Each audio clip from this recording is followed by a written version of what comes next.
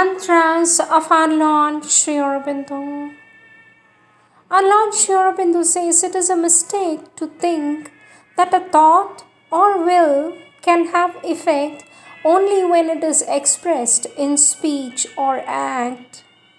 The unspoken thought, the unexpressed will are also active energies and can produce their own vibrations, effects, or reactions. With our love and blessings, says our Lord Sri Aurobindo.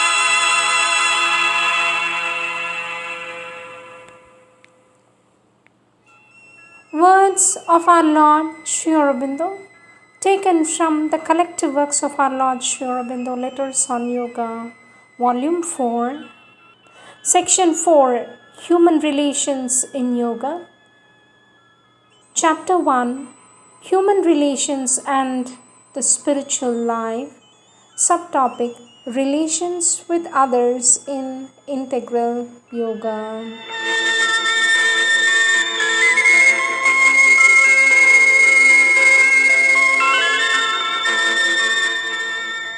Our Lord Sri Aurobindo says the unity, the true unity with others in the sadhana is founded in the unity in the divine consciousness and not in the vital moment. It is not because of your nature or evil destiny that the vital cannot find the satisfaction it expected from relations with others. These relations can never give a full or a permanent satisfaction. If they did, there would be no reason why the human being would ever seek the divine. He would remain satisfied in the ordinary earth life. It is only when the divine is found and the consciousness lifted up into the true consciousness that the true relations with others can come. Our Lord Sri Aurobindo says, relations which are part of ordinary vital nature in human life are of no value in spiritual life. They rather interfere with the progress. For the mind and vital should also be wholly turned towards the divine. Moreover, the purpose of sadhana is to enter into a spiritual consciousness and base everything on a new spiritual basis, which can only be done when one has entered into complete unity with the divine. Meanwhile, one has to have a calm goodwill for all, but relations of a vital kind do not help, for they keep the consciousness down on a vital basis and prevents its rising to a higher level. Until the vital has been purified, illumined and wholly offered to the divine, there is always a vital mixture in these relations, a mixture of moments of the lower nature, which includes egoism, which is a part of man's ignorant vital nature. There is no place for egoistic vital love, claim, demand, jealousy, abhimana, anger in integral yoga, nor in true love, psychic or divine. In integral yoga, all love should be turned towards the divine and to human or other beings only as vessels of the divine. Abhimana and the rest should have no place in it, says our Lord Sri Aurobindo.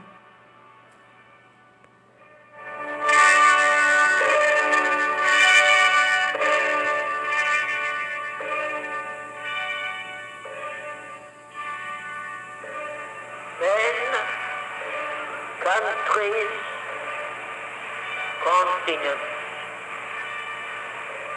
The choice is imperative. Truth or the abyss.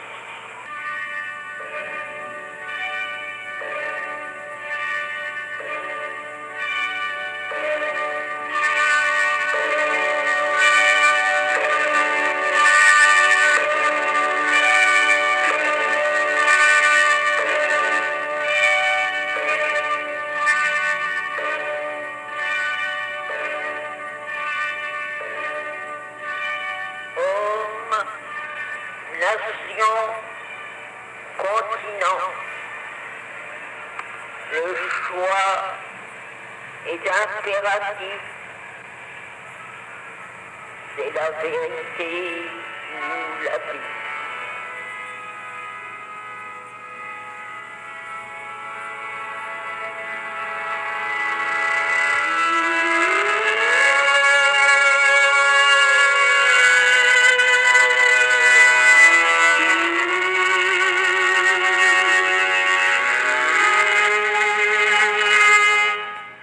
Lord Sri Aurobindo says, I have always said that the vital is indispensable for the divine or the spiritual action.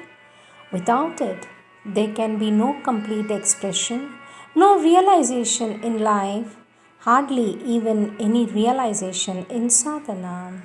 When I speak of the vital mixture or of the obstructions of the vital, it is the unregenerated outer vital full of desire and ego and the lower passions of which I speak. I could say the same against the mind and the physical when they obstruct or oppose. But precisely because the vital is so powerful and indispensable, its obstruction, opposition, refusal of cooperation is more stringingly effective and its wrong mixtures are more dangerous to the sadhana. That is why I always insist on the dangers of the unregenerated vital and the necessity of mastery and purification therein. Affection, love, tenderness are in their nature psychic. The vital has them because the psychic is trying to express itself through the vital. It is through the emotional being that the psychic most easily expresses, for it stands just behind it in the heart center. But it wants these things to be pure. Not that it rejects the outward expression through the vital and the physical, but as the psychic being is the form of the soul, it naturally feels the attraction of the soul to soul, nearness of the soul to the soul of the union. The union of the soul with the soul are the things that are to it most abiding and concrete. Lord Sri Aurobindo says, emphasis on the mastery of the vital, its subordination and subjection to the spiritual and the psychic is nothing new, strange, or exorbitant. It has been insisted always for any kind of spiritual life. Even the yogas which seek to use the vital, like certain forms of Vaishnavism, insists on the purification and total offering of it to the divine, and the relations with the divine are an inner relation, the soul offering itself through the emotional being.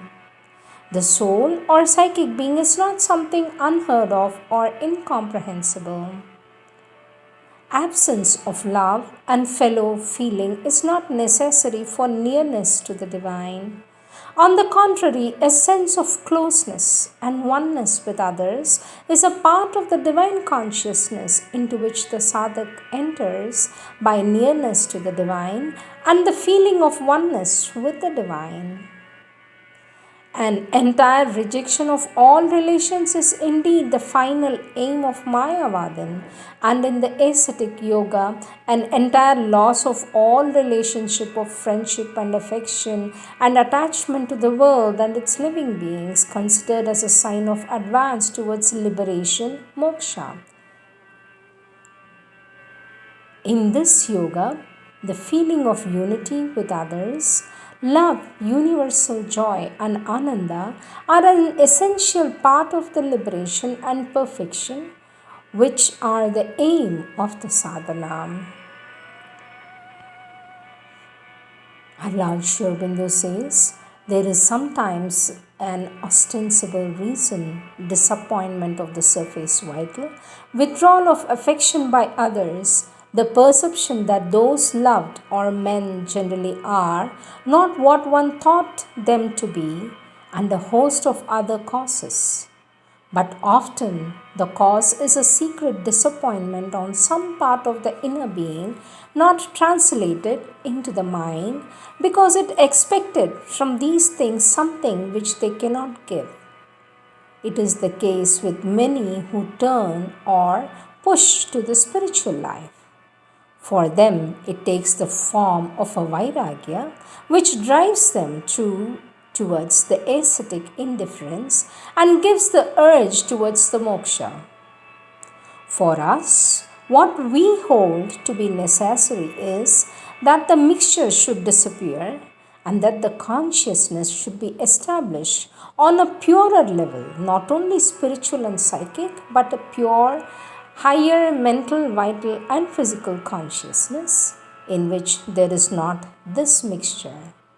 There one would feel the true ananda of oneness and love and sympathy and fellowship, spiritual and self existent in its basis, but expressing itself through the other parts of the nature. If that is to happen, there must obviously be a change.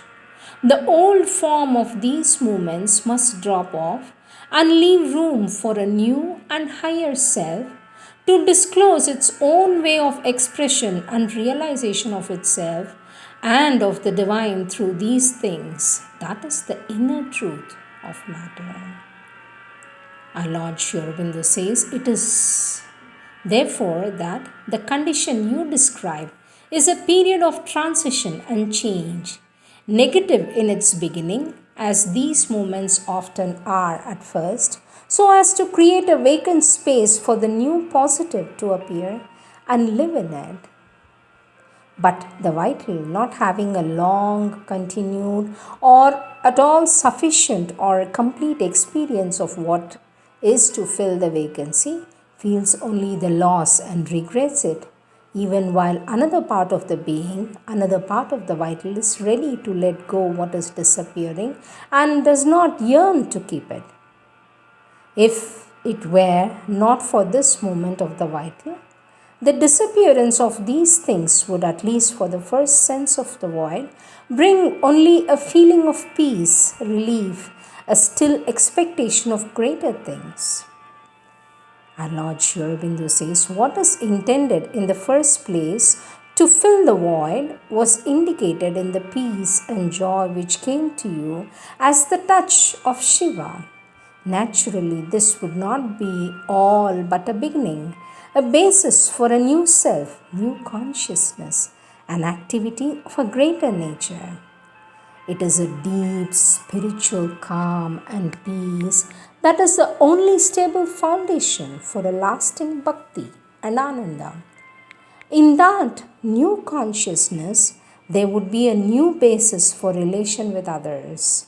For an ascetic dryness or isolated loneliness cannot be your spiritual destiny, since it is not consonant with your svabhava, which is made for joy, largeness, expansion, and comprehensive movement of life force. Therefore, do not be discouraged. Wait upon the purifying moment. There is no taboo in the integral yoga on any feeling that is true and pure, but all feelings undergo the stress of a pressure from the spiritual consciousness, and whatever there is that is mixed, impure, egoistic, or the feeling itself, if it is fundamentally self-regarding, disappears, or if it remains, becomes an obstacle to the progress. Our Lord Sri Aurobindo says, in the ascetic yoga, all human feelings are regarded as illusory and have to disappear. The knots of the heart are cut so as to leave only the one supreme aspiration. In this integral yoga, the emotional being has not to be got rid of, but to undergo a transformation. The shortest way of transformation is to turn all the being to the divine, but when that is done, then it is found that what is pure and true in any human relation survives, but with a rich and subtle change, or else new relations are established that come straight from the divine.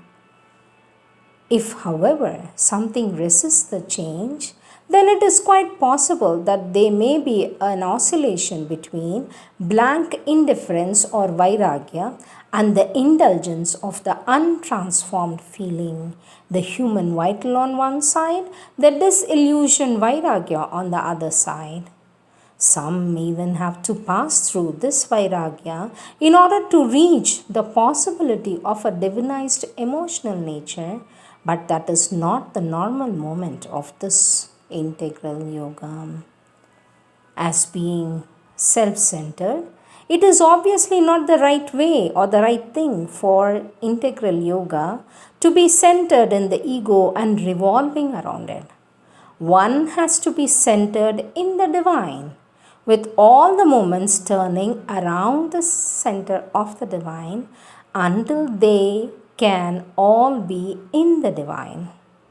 One has naturally to think much of one's own nature and its change, but that is inevitable for the sadhana to prevent its turning into a self centered condition. The aspiration to the divine, vision of the divine everywhere, the surrender to the divine have to be made the main objective of the sadhana. The idea that all sadhaks must be aloof from each other and at daggers drawn is itself a preconceived idea that must be abandoned. Harmony and not strife is the law of yogic living. This preconceived idea arises perhaps from the old notion of nirvana as the aim. But nirvana is not the aim here. The aim here in integral yoga is the fulfillment of the divine in life, and for that union and solidarity are indispensable. Our Lord Sri Aurobindo says, aversion, quarreling are unyogic, not yogic tendency. The fact that this ashram is full of quarrels only shows that it is still an ashram of very imperfect sadhaks, not yet an ashram of yogis. It does not at all mean that aversion and quarreling are the dharma of the spiritual seeker. The ideal of integral yoga is that all should be centered in and around the divine, and the life of the sadhaks must be founded on that firm foundation. Their personal relations also should have the divine for their center. All relations should pass from the vital to the spiritual basis, with the vital only as a form and instrument of the spiritual. This means that from whatever relations they have with each other, all jealousy, strife, hatred, aversion, evil vital feelings should be abandoned, for they can be no part of this spiritual life. So also all egoistic love, attachment will have to disappear. The love that loves only for the ego's sake, and as soon as the ego is hurt and dissatisfied, ceases to love or even cherishes rancor and hate. There must be a real, living, and lasting unity behind the love. This is understood, of course, that such things of impurity must disappear. This is the ideal, but as far as the way of attainment, it may differ from different people. One way is that in which one leaves everything else to follow the divine alone. This does not mean an aversion for anybody any more than it means aversion for the world and life. It only means absorption in one's central aim with the idea that once it is attained, it will be easy to found all the relations on the true basis, to become truly united with others in the heart and the spirit and life, united in the spiritual truth and in the divine.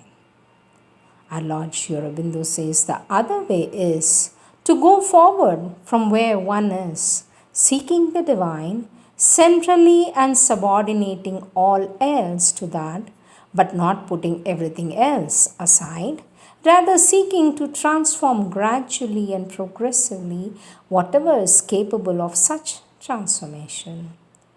All the things that are not wanted in the relation, impurity, jealousy, anger, egoistic demand, drop away as the inner being grows purer. As the inner being grows purer and is replaced by the unity of soul with soul and the binding together of social life in the hope of the divine.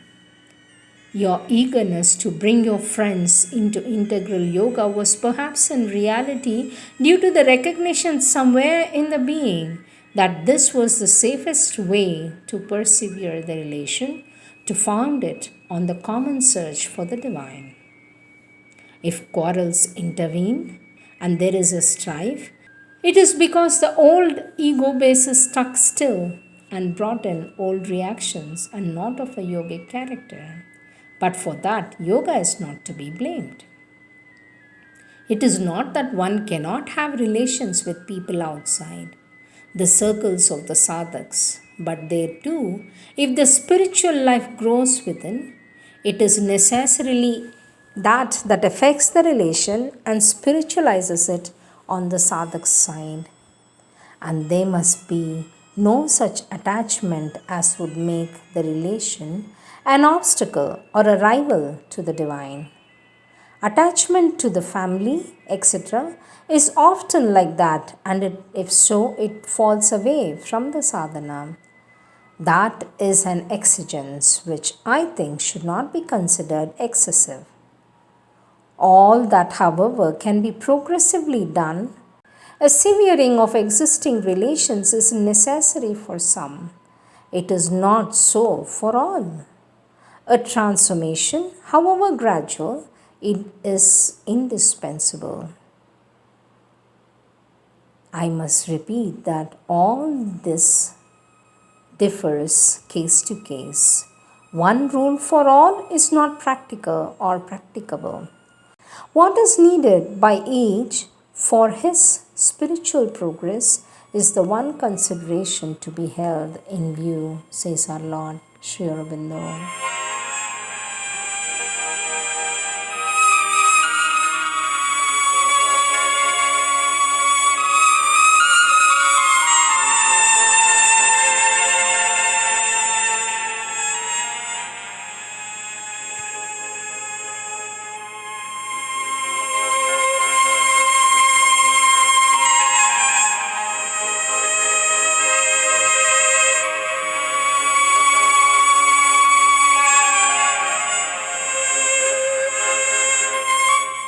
Next subtopic, family ties and duties.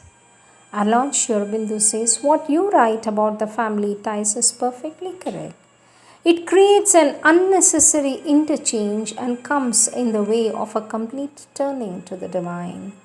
Relations, after taking up integral yoga, should be less and less based on a physical origin or the habits of the physical consciousness, and more on the basis of sadhana, of sadhak with sadhaks, of others as souls traveling the same path, or the children of the mother than in the ordinary way or with the old viewpoint.